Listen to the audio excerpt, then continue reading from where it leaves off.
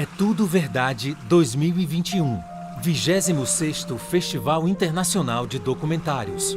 Os melhores documentários do Brasil e do mundo em mostras competitivas e programas especiais. Gratuito e online para todo o país, de 8 a 18 de abril. Confira a programação em www.etudoverdade.com.br. Oi, eu sou Amir Labak, diretor do É Tudo Verdade. É um privilégio estar abrindo essa edição dos diálogos É Tudo Verdade, Sesc 24 de maio. Eu quero aproveitar para agradecer mais uma vez o apoio do Sesc em tantos anos de festival. Agradecer em especial a presença online do nosso homenageado desse ano. A gente está fazendo uma homenagem ao Rui ao Rui Guerra, no marco dos 90 anos, não só aos 90 anos do Rui. O Rui dispensa apresentações porque ele marca a cena cultural brasileira há mais de meio século. O Rui é um cineasta imenso, escritor, dramaturgo, compositor de mão cheia, e é um privilégio para É Tudo Verdade estar recebendo pela segunda vez. A primeira vez foi há 4 anos atrás, quando nós tivemos a honra de lançar um retrato dele, que é O Homem que Matou o John Wayne, dirigido pelo Diogo Oliveira, que nos honra com a presença hoje também, e do Bruno Laet. Quando nós reparamos essa marca dos 90 anos do Rui, nos pareceu uma excelente oportunidade da gente prestar mais uma vez uma homenagem a ele, mas dessa vez exibindo um pouco da obra do Rui, para azar do cinema documentário, a inquietude do cinema do Rui marcou pouco documentário, ele não fez muitos documentários, mas o que fez é interessante como o restante da sua obra. A gente vai estar exibindo nesse ciclo, além do retrato O Homem que Matou John Wayne, a gente vai estar exibindo dois documentários dirigidos pelo Rui, no período em que ele volta a Moçambique, na Moçambique já independente, final dos anos 70, começo dos anos 80, e vai ajudar a fundar a nova indústria cinematográfica desse país novo. O primeiro filme é Moeda, Memória e Massacre, que é um filme de 1979 e 1980, que é um filme originalíssimo, porque ele é um híbrido de documentário com ficção, como só se poderia esperar que o Rui iria fazer. E é um filme que se estabeleceu como um clássico do cinema africano moderno. E a gente vai exibir um episódio, o 5º episódio, de uma série que ele fez alguns anos depois, também ali em Moçambique, chamado Os Comprometidos, Actas de um Processo de Descolonização, sobre o qual a gente vai conhecer um pouco mais durante essa conversa. Para conversar com o Rui, nós temos o privilégio de estar recebendo como mediador dessa mesa o Adilson Mendes, um pesquisador e historiador de cinema, entre outras publicações importantes. Ele escreveu um belo livro sobre o Paulo Emílio Salles Gomes, nosso grande crítico, a trajetória de Paulo Emílio. Eu agradeço demais a presença dele para mediar essa conversa com o Rui. E recebemos o Diogo Oliveira, que é um dos maiores especialistas na obra do Rui, tanto que fez um filme tão original, que não é nada uma cinebiografia careta, como O Homem que Matou o John Wayne. Então, Rui, muito obrigado, bem-vindo mais uma vez ao É Tudo Verdade. Adilson e Diogo, muito obrigado por estarem realizando essa conversa, e eu passo a palavra, daqui por diante, quem conduz nossos trabalhos é o Adilson. Adilson, muito obrigado. Bom, eu que agradeço, Amir, realmente para mim é uma honra estar aqui ao lado do Rui e estar participando do Festival É Tudo Verdade, que um dos festivais mais importantes do mundo, né, sobre o documentário.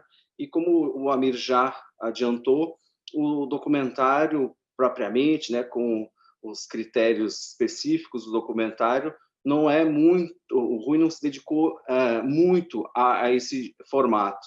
Porém, é preciso dizer que, ao mesmo tempo, o Rui sempre conviveu com o documentário.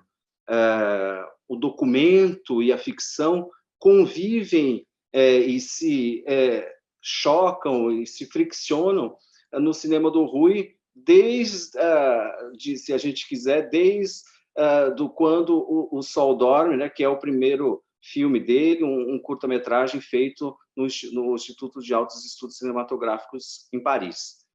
Hoje aqui, o nosso propósito é abordar exclusivamente esse momento específico do documentário, né, o momento de retorno do Rui à África, e onde ali ele participou de um movimento importantíssimo para Moçambique, mas também para o cinema revolucionário como um todo. Nos anos 70, né, na grande ressaca que é os anos 70, Moçambique parecia surgir como uma espécie de oásis para o cinema independente, para o cinema de invenção.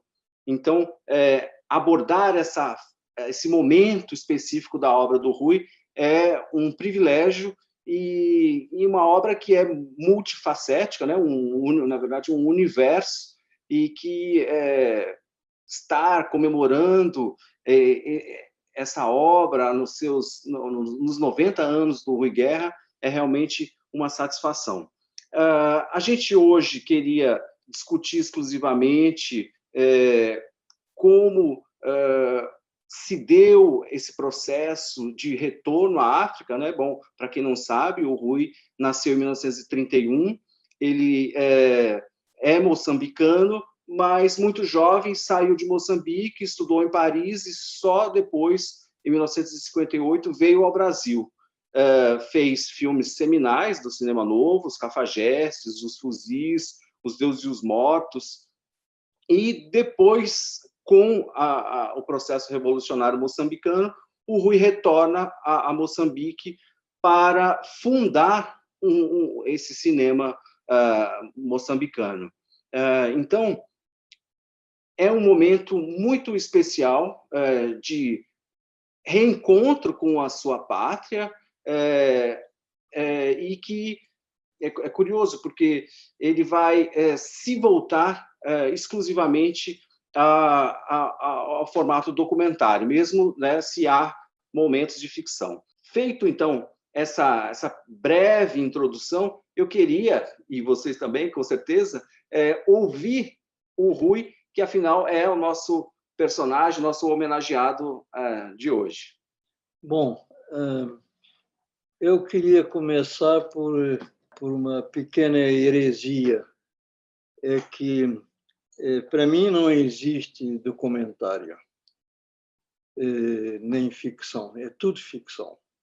O documentário, para mim, é um gênero que tem especificidades muito marcantes, a ponto de, se você passar um documentário para um garotinho de 6 ou 7 anos que tenha frequentado um pouco cinema, ele sabe de imediato distinguir o que é um filme de ficção de um filme documentário. Logo, existem sinais muito claros dessa diferenciação. Mas, ao mesmo tempo, se nós olharmos a linguagem do cinema de uma forma um pouco mais atenta, nós vamos ver que o documentário é quase que um gênero dentro da ficção. Eu, pessoalmente, em todos os meus filmes, quase todos os meus filmes, tenho planos documentários e que passam por ficção.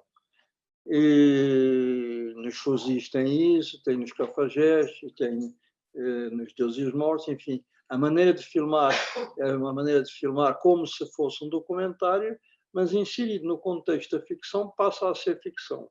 E eu não vou entrar aqui numa conversa tediosa das diferenças entre o documentário e a ficção, mas eu quase que poderia propor ao Amir para fazer um segundo festival dizendo é tudo mentira, porque o cinema é tudo mentira.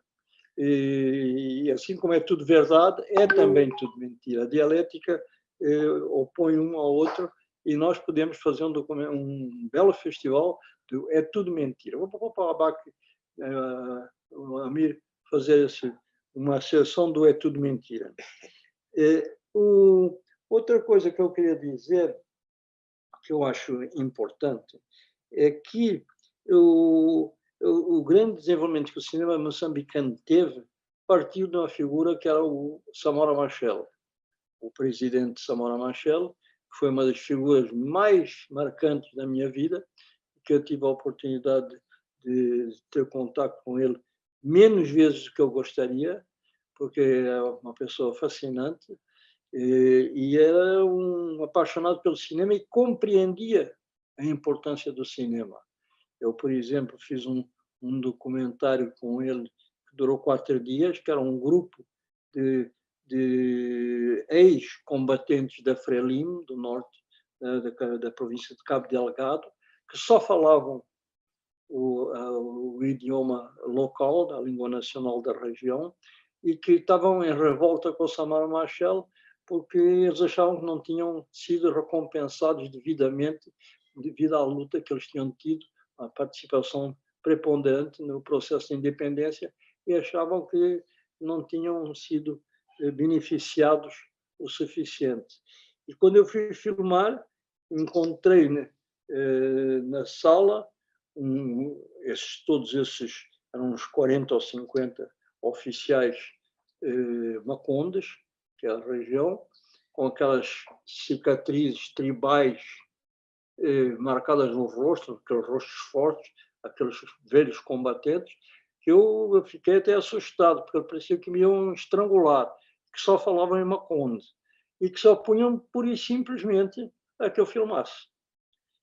Foi preciso o Samara Machel vir, fechou a reunião, nos tirou da reunião a equipe de filmagem e ficou 4 horas explicando para eles a importância do processo que estava sendo, que era filmar aquela reunião, que eles achavam que era uma coisa muito pessoal, muito política, para ter testemunhas.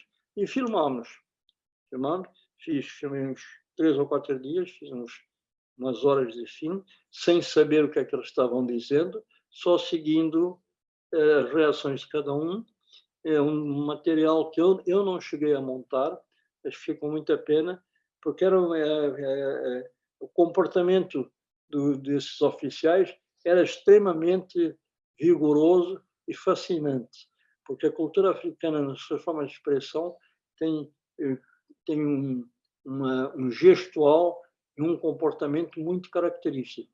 E quando você tinha 40 oficiais fardados, furiosos, vou-te contar que era de meter medo.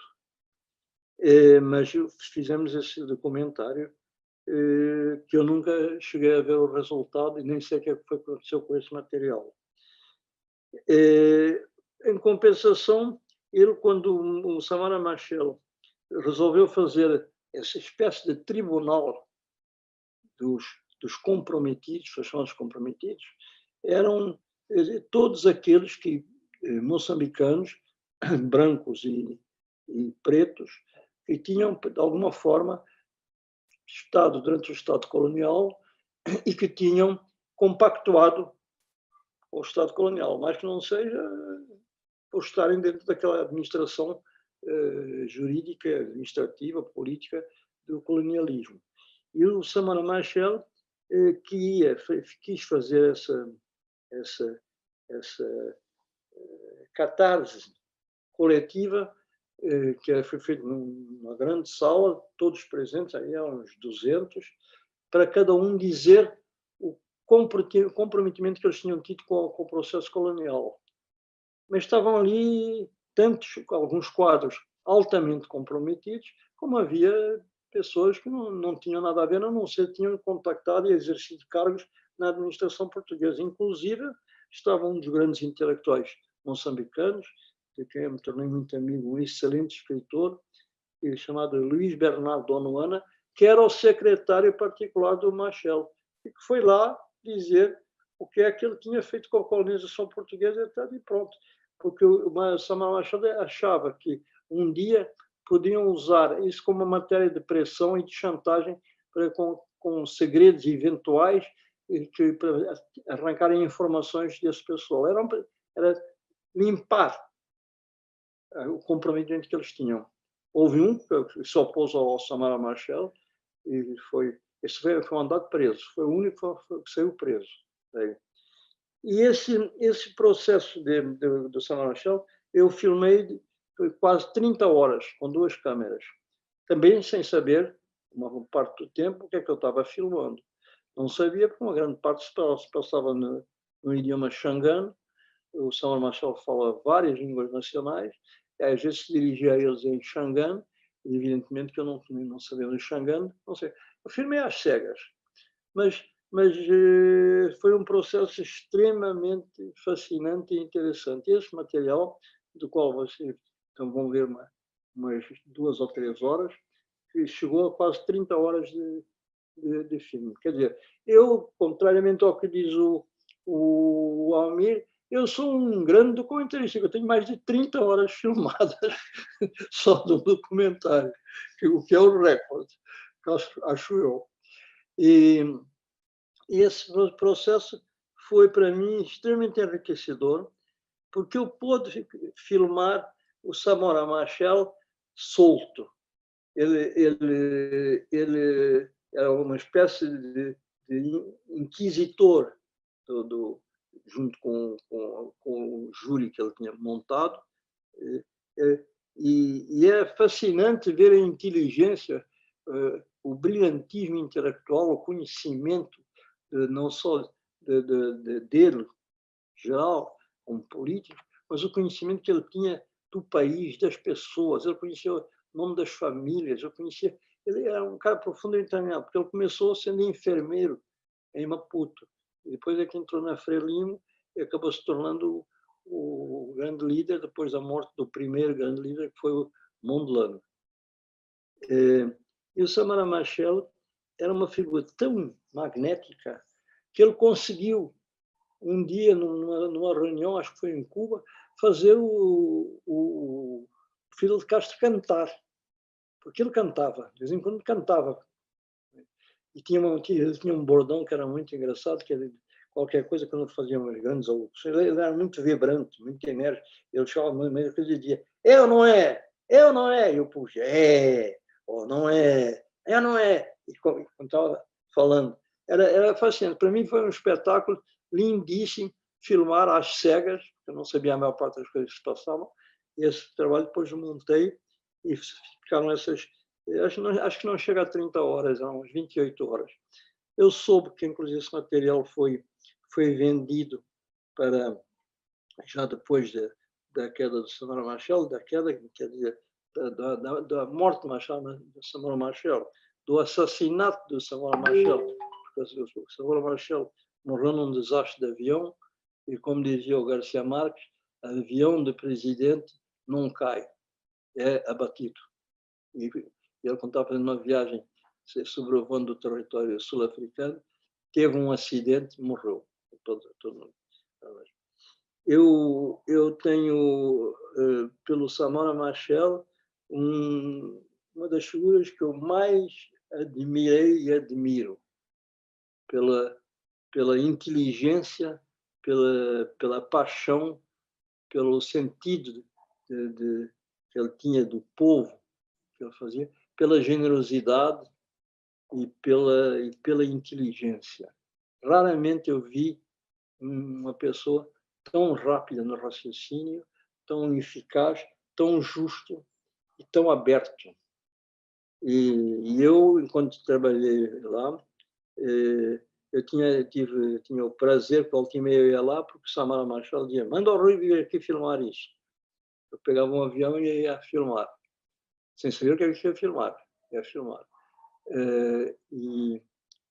E o Samora Machel, quando morreu, essa coisa mudou toda. O neocolonialismo, os interesses estrangeiros havia a oposição moçambicana começou a tomar conta.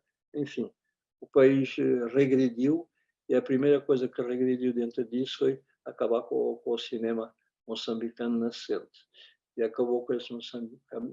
Inclusive, o Instituto foi incendiado, não se sabe se por um acidente ou se foi fogo posto.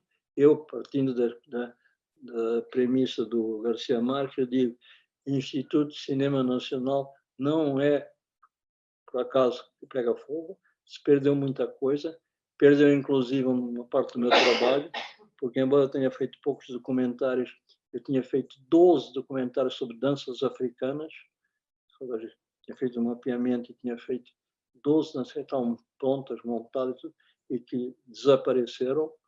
e ficaram simplesmente do meu trabalho, além de Moeda, ficou um filme que é O Povo Nunca Morre, que era uma homenagem aos heróis moçambicanos que foram trasladados da Tanzânia para Moçambique, e um outro documentário que é a Operação Buffalo, que era um abate ecológico, que técnicos ingleses descobriram que havia populações de búfalos que estavam com tuberculose.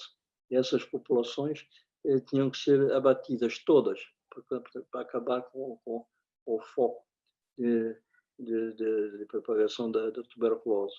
E eu tive que filmar isso. Tive no sentido que é duro ver matar esses grupos de búfalos. Depois a carne era aproveitada, enfim, na medida possível, o couro, havia um aproveitamento, mas mesmo assim eram matanças diárias de populações de búfalos para sanear aquela região para que a tuberculose não se propagasse. E foram simplesmente esses os documentários que eu fiz. Bom, a gente está vendo aqui que a África é um momento da obra do Rui, né? E um momento muito especial, mas essa obra tem vários outros momentos.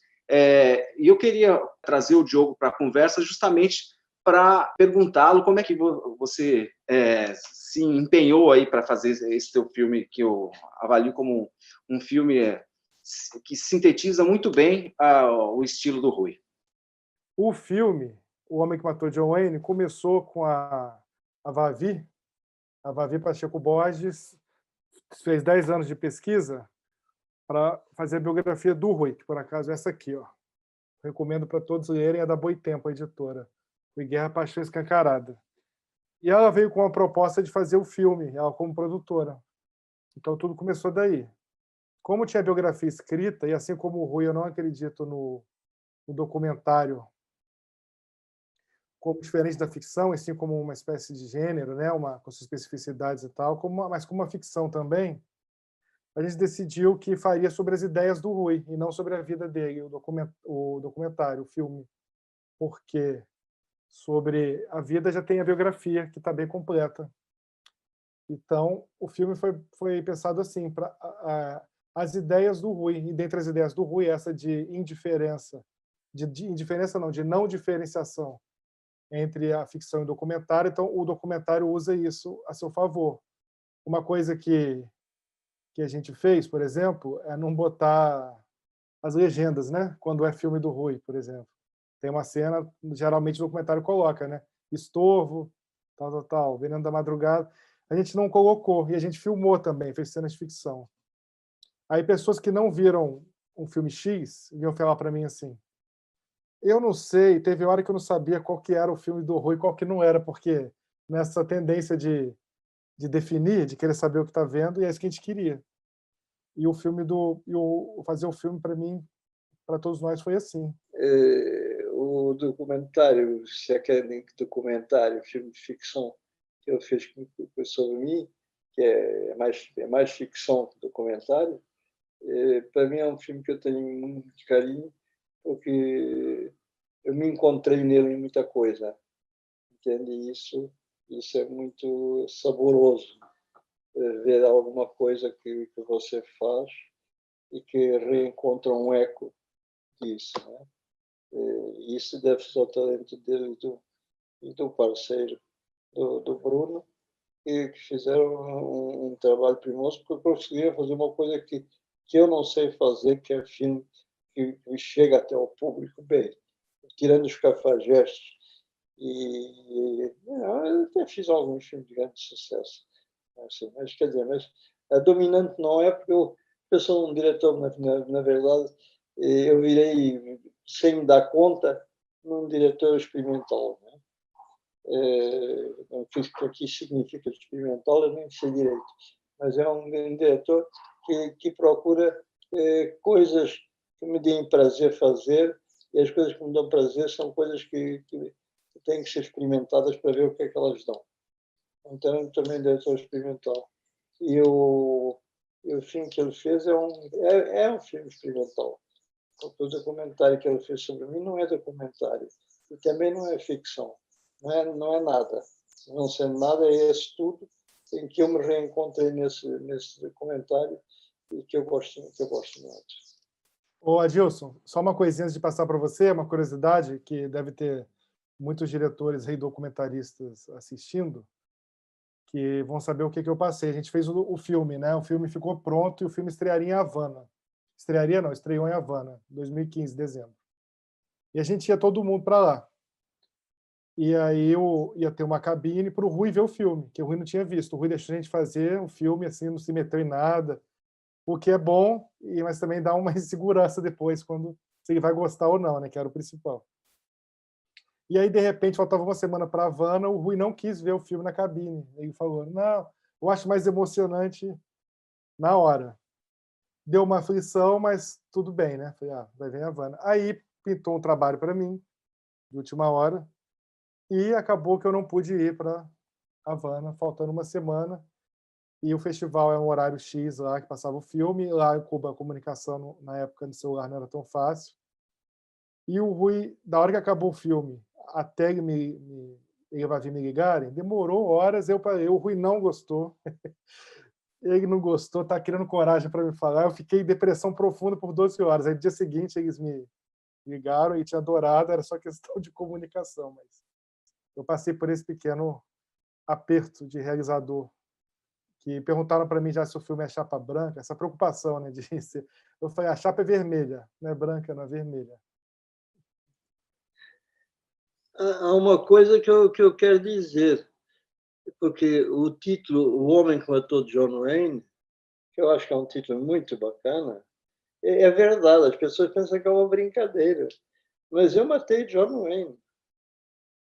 Eu dei uma porrada no John Wayne no fígado com o cotovelo que provocou depois um câncer. Não é uma metáfora criada, é uma história verdadeira. Eu matei o John Wayne. Felizmente, não fui processado porque não conseguiram ligar a causa com o efeito. Mas eu matei John Wayne. Eles utilizaram isso como metáfora do cinema americano. A minha total ojeriza é esse modelo do cinema americano, essa dramaturgia impostada e falsa e redutora. Mas como assim você deu uma cotovelada nele? Dei. Onde? Eu estava hospedado no Wilshire Hotel, que é um hotel em Los Angeles, que é um hotel de estrelas, né? Porque eu estava preparando um filme que era sobre Canudos, que eu ia filmar em Santo Domingo, que acabou não se fazendo. Eu estava hospedado ali, e estava hospedando porque eu estava fazendo uma revisão de diálogos. Então, fiquei 3 semanas sem fazer nada no hotel, depois passei para um outro hotel e ia almoçar no hotel. E o hotel tinha a entrada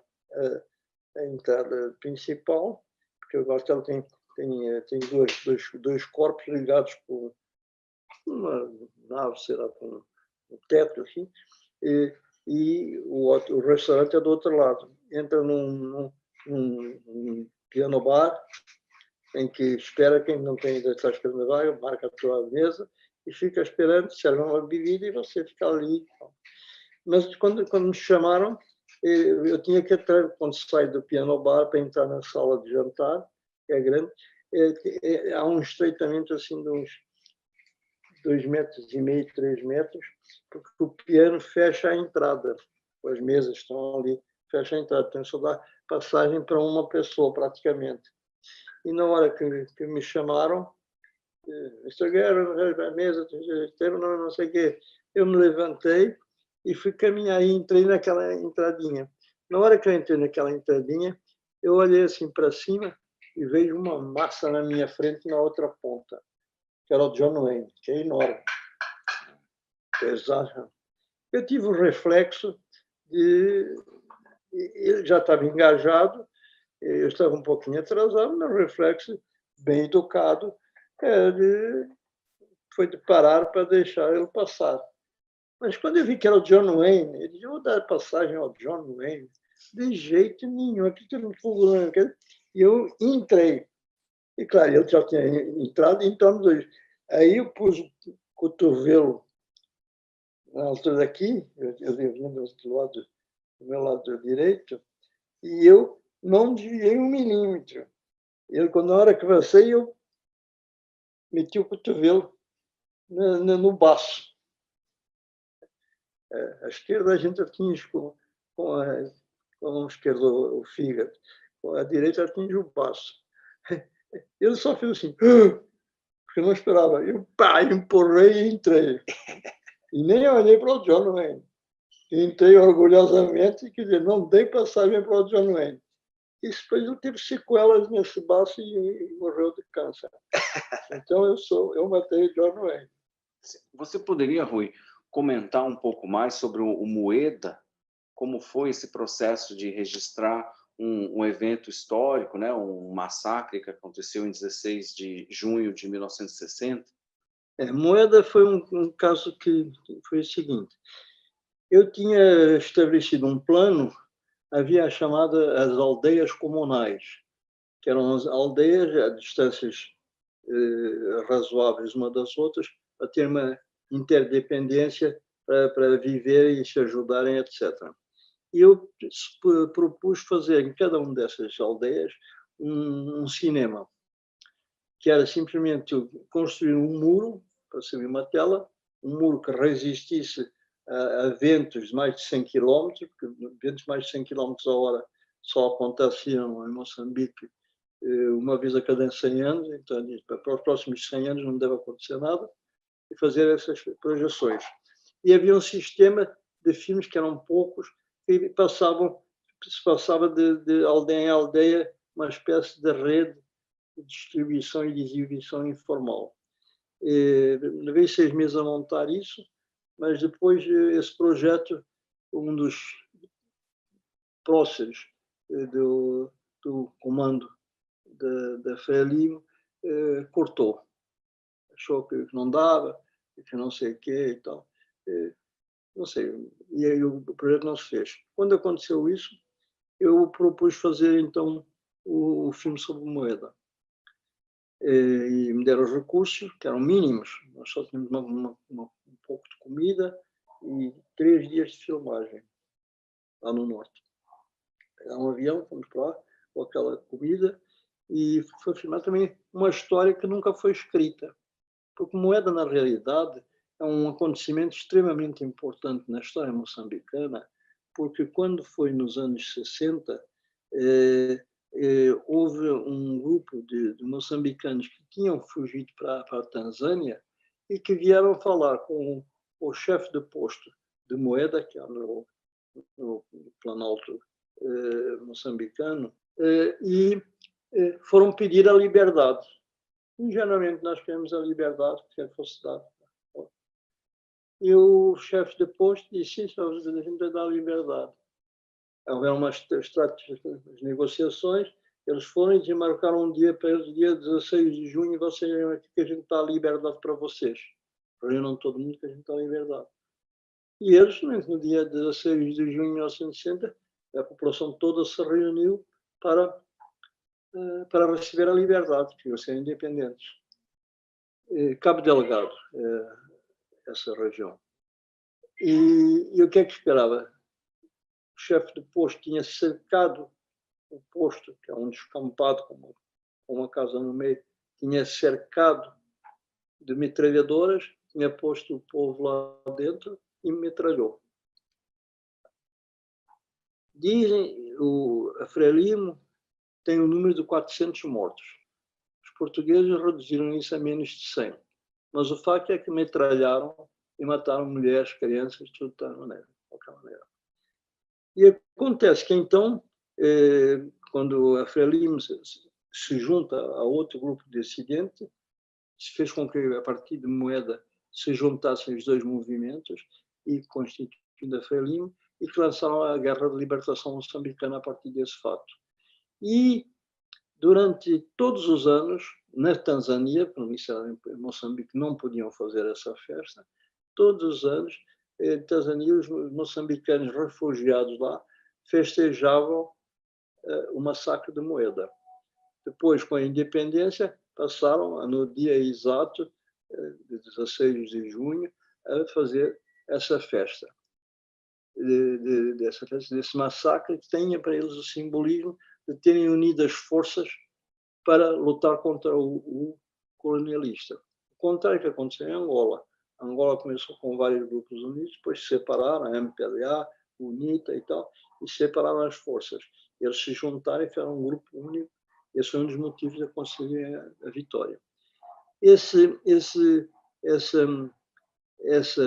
festa que aconteceu quando eu filmei em 70 e pouco, tinha acontecido há 10 anos, é muito curiosa, porque quando eu soube desse caso, eu fui lá no dia 16 de junho para filmar. E estavam lá o pessoal todo que fazem a festa, e os próprios participantes do massacre, os sobreviventes, as famílias, os amigos, estão no público. E tem um grupo que fingem ser os portugueses, que se vestem com as roupas coloniais e tentam imitar os portugueses. É quase uma comédia dell'arte, porque tudo se passa ao ar livre, com o posto no centro, e aqui em volta tem uns cipais, que são os policiais portugueses, da serviço dos portugueses, que são moçambicanos, e que entretêm aquela massa de gente enquanto decorre a peça, os encontros, as idas e vindas, as negociações. E o que se passa dentro da casa, o público que está fora não sabe do que se passa lá dentro. Eles sabem por texto. Isso nunca foi escrito. É sempre uma tradição oral. E é muito curioso que os brasileiros brancos, uns passam a mão assim no cabelo, fingindo, não tinha um nariz de papelão, parecia comédia dell'arte. Eles fazem atitudes caricaturais portugueses e tal. E dizem o texto dele representou a peça toda. E enquanto lá fora, os cipais brincam, fingem que batem nas pessoas, eles riem. É uma festa. Eu fiquei muito impressionado, porque é a história do massacre. Muitos dos presentes tiveram familiares mortos ali. Mas eles fazem isso tudo com muita alegria, porque para eles é uma festa comemorar essa celebração que resultou, enfim, na união da Frelimo e que resultou na vitória. Então, é o lado lúdico, é muito interessante ver. E o ator que fazia, o principal que fazia isso, é um ator extraordinário, caricato, entretinha aquela população enquanto as coisas passavam dentro de casa, ele ia fazendo graça, ia fazendo coisa, batendo os continências, assim, tudo errado para ridicularizar, imitando os portugueses, que para eles viram uns monstros, uns caricatos. E depois eu filmei esse massacre, pus algumas coisas do documentário intermeando certos momentos da história, e o filme foi um sucesso incrível em Moçambique, porque estava tratando da cara deles, do rosto deles, da história deles. Foi um sucesso, um blockbuster.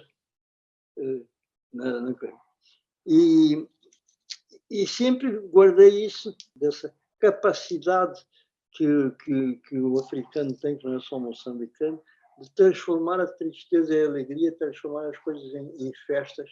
Não é com isso que estejam ridicularizando, pelo contrário, celebram a morte, mas celebram como uma coisa alegre, celebram um acontecimento trágico, mas a alegria do significado daquele acontecimento que é festejado. E consegui filmar isso. O que acontece é que eu filmei isso com um general, que era o governador de Cabo Delgado, que me deu todo o apoio, era o Pachinópolis, que era um ator nato, falava bem português, era um ator. E ele contou a história, uma espécie de elemento de ligação, contou a história em português do que era, do que ia acontecendo. Mas a Frelimo vetou a participação dele porque ele fez essa declaração fardado. E eles acharam que ele não podia estar fardado com a farda da Frelimo, uma coisa que ainda não tinha oficializado em Moçambique, essa versão. Então, depois foi feito com um ator e a história perdeu muito desse impacto da interpretação do Pachinópolis, porque além de saber muito melhor, era um ator também extraordinário. mas eu guardo de Moeda uma grande lição sobre interpretação, que é os limites da interpretação, que eu sempre gostei do cinema japonês, porque, no nível da interpretação, os japoneses não têm medo de ser caricatos. Você vê filmes do Toshiro Mifune, tem um momento de olho, ele cai do cócoras, parece que está ridículo, mas, ao contrário, atinge uma tragicidade através do realismo bem comportado, e a interpretação dos africanos é assim, não tem medidas no realismo, é extremo, passa os limites do bom senso. E eu acho que a partir daí, eu gosto muito de, quando eu faço um filme, que os meus atores tenham uma capacidade de não fugirem do ridículo, não fugirem da expressão exponencial, não ser essa interpretação bem comportada, toda interiorizada, toda subjetiva. Eu gosto dessa exteriorização que tem os africanos e tem os japoneses. A beleza não importa, o gesto desmesurado não importa, o ridículo não importa, o que interessa é a força do sentimento que se transmite. Isso os moçambicanos e, por extensão, os africanos têm. É uma lição que eu aprendi como diretor. Quando vocês virem meus filmes, vocês vão ver que os meus personagens que eu dirijo, eles são um pouco, digamos, entre aspas, dentro desse conceito, são um pouco ridículos, são um pouco exagerados, são um pouco forçados nas caricaturas. Mas eu gosto disso. É caminhar do sentido, fugir desse realismo pasteurizado para uma coisa mais caricatural, mais extrema.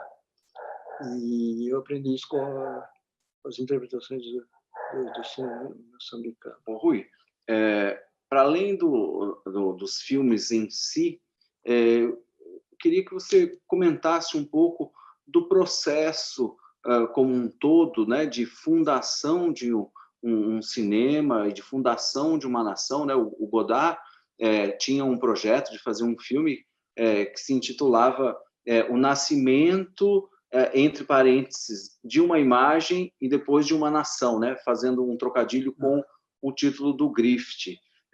Então, esse processo que envolveu você, mas também brasileiros, latino-americanos e estrangeiros, como é que se deu, né? Eu queria que você comentasse um pouco isso e destacasse essas duas presenças, né? Tanto do Jean Rouch como do Godard. O Jean Rouch tinha uma postura antropológica, né? Ele ia lá para fazer um pouco o uso e os costumes dos bancos, como se fazia antigamente na época colonial, usos e costumes dos xanganos, usos e costumes, era aquela postura antropológica, etnológica, era um pouco assim, independente do talento do Rouch, que é evidente que fez trabalhos muito interessantes, como Monet, etc. Mas não propunha nada de novo. Inclusive, quem trabalhou com ele e poderia falar muito bem sobre ele foi o Guel Arraes, que foi para lá nesse momento, que eu estava lá, e ele trabalhava com o Jean Rouch, e que fez um documentário, o Guel, sobre a televisão, muito bonito. No primeiro dia da televisão em Moçambique, o Guel fez um filme muito, muito interessante, um documentário. O Godard já veio com uma proposta diferente. O Godard, eu não sabia naquela época, e soube depois, como um bom suíço, é um apaixonado por dinheiro. Pois amigos comuns me contaram que o Godard, dinheiro para ele é tudo. Eu não tenho nada contra isso, considero o Godard um grande diretor, um grande inovador e um grande cineasta. Mas no caso de Moçambique, a coisa furou. Eu fui lá umas 2 viagens e ele queria primeiro implantar o sistema de que fosse tudo filmado em vídeo. Eu fui contra, porque eu fui nomeado pelo ministro da Informação para tomar conta do Godard. Eu disse, mas como eu vou tomar conta do Godard?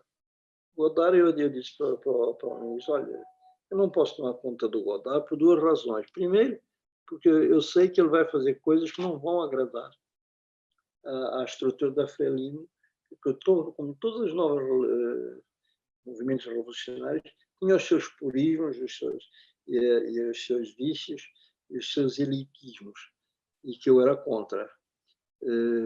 Para dar um exemplo, quando foi a festa do Festival da Canção Nacional, cada cidadezinha, cada aldeiazinha escolheu um grupo, depois fizeram um concurso, e que depois cada um trouxe a música mais bem tocada e cantada de cada região, todo o mapeamento de todas as canções populares e tradicionais moçambicanas. Foi isso que eu filmei depois, esses 12 grupos que acabaram se perdendo. E quando no dia do ensaio geral, entra, quando estava na plateia, estava a mulher da época, do Samora Machel, que depois se casou com o Mandela, né? E o reitor ganhou para ver como é que era a apresentação então no estádio. E quando começaram a entrar aqueles grupos vestidos com os trajes tradicionais, com as plumas, com as azagaias, com coisa, entraram todos fardados, caminhando a passo. Ela mandou para que é isso? Porque os quadros têm que trazer tudo bem arrumadinho. Se não quer que entrem cantando e dançando. Mandou-se isso, entrou tudo cantando e dançando, porque os segundos escalões não tinham compreendido a noção básica da questão. O que é muito comum, foi muito comum em Moçambique, porque não tinham quadros nenhuns. Por isso é que havia os colaboradores estrangeiros que iam para lá. Porque, por exemplo, quando uma vez eu perguntei para um dos ministros, mas por que não tem um ministro de não sei o quê? Ele disse, Rui, aqui, quando morre um ministro, acaba o ministério. Não tem, só tem um. Não tinha a ausência de quadros. Então, os segundos quadros de escalões é uma defasagem intelectual, de informação enorme. Então, e tinha alguns portugueses que tinham ficado por lá, mas eram poucos. E que também, os que sabiam depois os caminhos dos esgotos, as coisas de eletricidade, esse tipo de coisas que não tinham conhecido, e que ficaram com esses colaboradores. E então, quando entraram todos dançando e cantando, foi outra coisa e outra alegria e outra importância. Porque havia essa questão que eram poucas cabeças pensantes. Era um pessoal que vinha do interior. Para você ter uma ideia do nível, escolheram um certo número de quadros para trabalhar no Instituto de Cinema. Eu vi que um dos jovens que tinha sido escolhido, os outros riam e não sei o quê, faziam, caçavam dele, não sei o quê. E eu perguntei, por que vocês caçavam dele? É tão legal. Tá? Eles contaram a história. Sabe o que eles tinham feito para ver o nível de intelectual com que se trabalhava, o nível de civilizatório em que se encontrava? Eles tinham dito para ele tinham servido uma macarronada, um espaguete para ele, ele tinha gostado muito. Nunca tinha comido, do interior, que veio do interior, foi escolhido, selecionado e foi mandado para o Instituto de Cinema. E eles, então, ensinaram que isso era o espaguete, nascia na terra. Então, tinha que dar um espaguete para ele plantar e regar todos os dias. E ele tinha plantado, estava regando, e os outros estavam gozando com ele. Você vê o nível de defasagem de informação que existia. Era um país que precisava de quadros em todas as áreas. Por exemplo, quando morre um ministro, acaba o ministério, não tem gente. Os quadros que iam para lá foram suecos, foram franceses, foram portugueses, foram brasileiros, mas era tudo uma coisa, a partir do zero na escala social. E diante desse quadro, o Godard queria fundar uma televisão pública, né? O projeto era esse. Usar a parte da eletrônica, do que ainda estava incipiente naquela época. Eu disse, não dá, porque todo o sistema de informática não tinha televisão.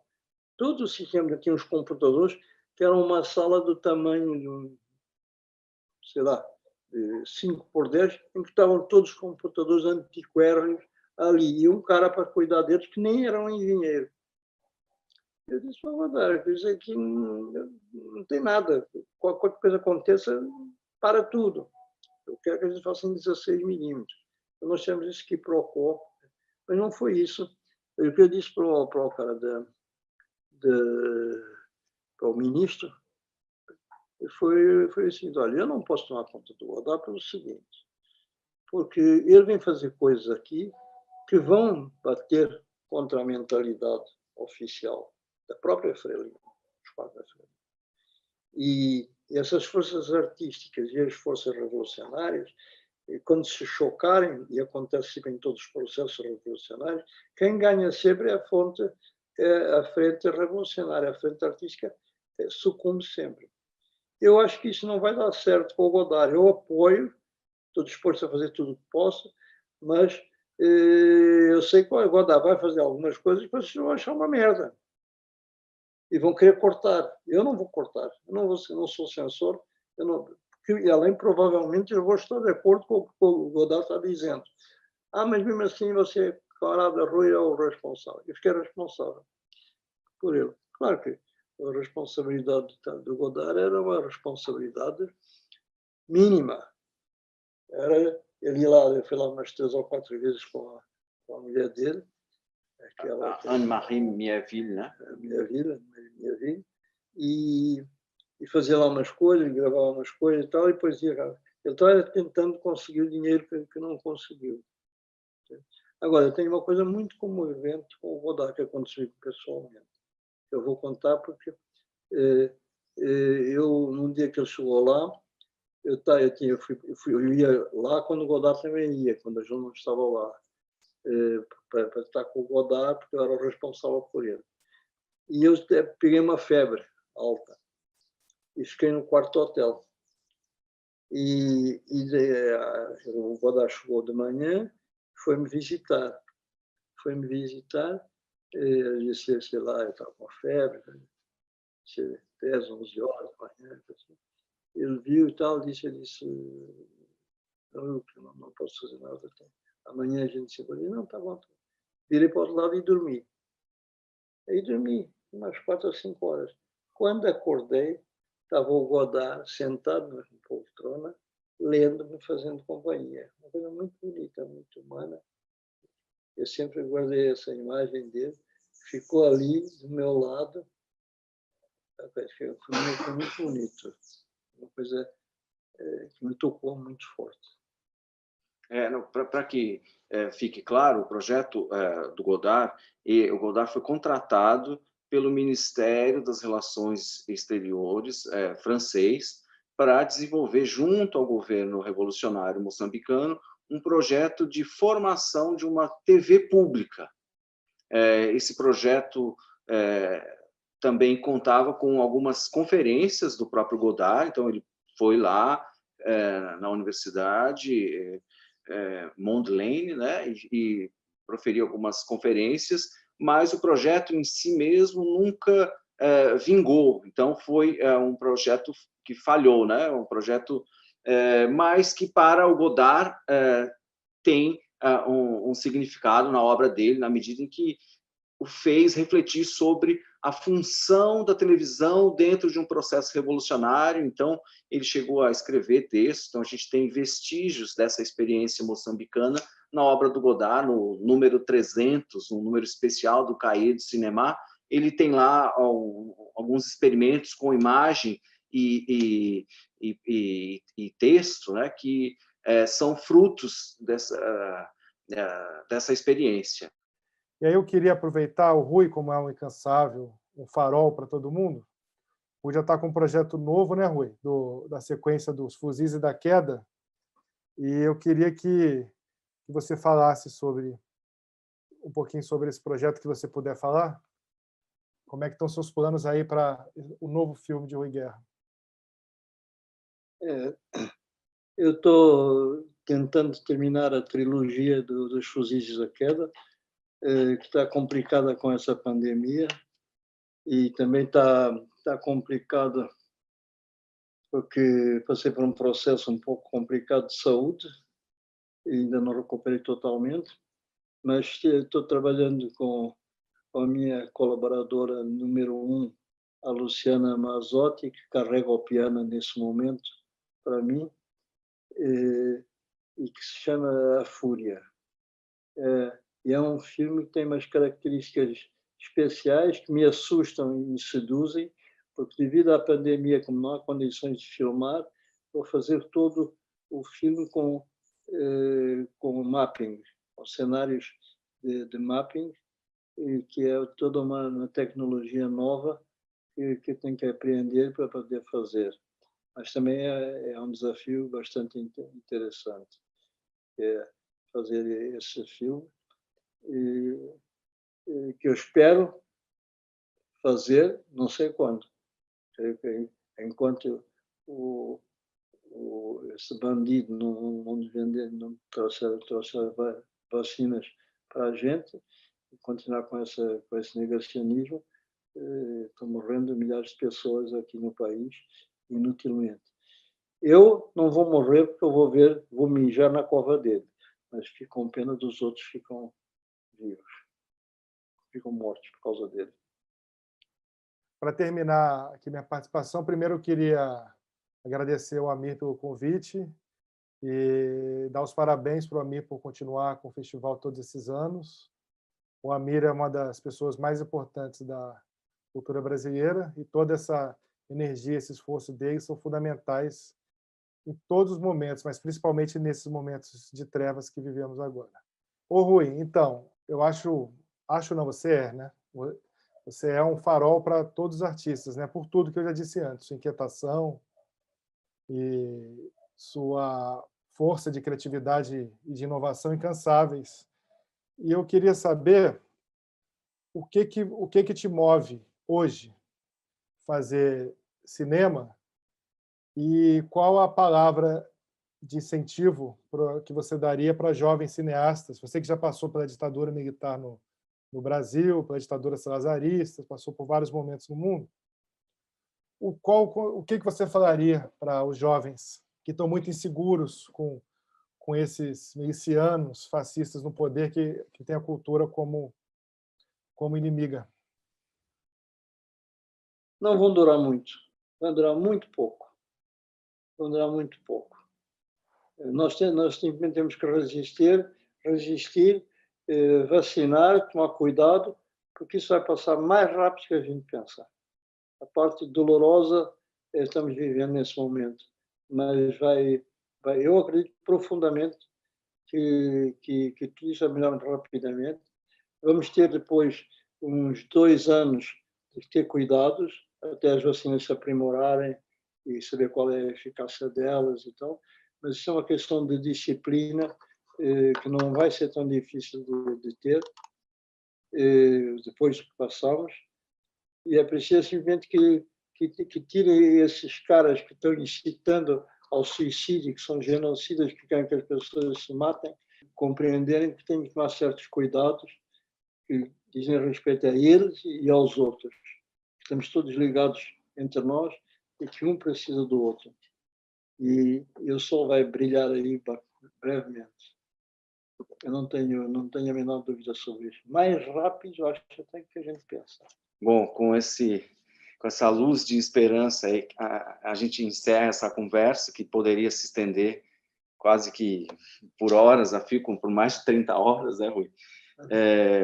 Mas que, enfim, acho que foi bastante rica e a gente deve essa conversa à iniciativa do Amir, de todo o festival, né, que segue aí, como o Diogo já afirmou, segue resistindo e se aprofundando, né, na linguagem do documentário e necessariamente na linguagem da cultura brasileira. É isso aí, muito obrigado e até a próxima.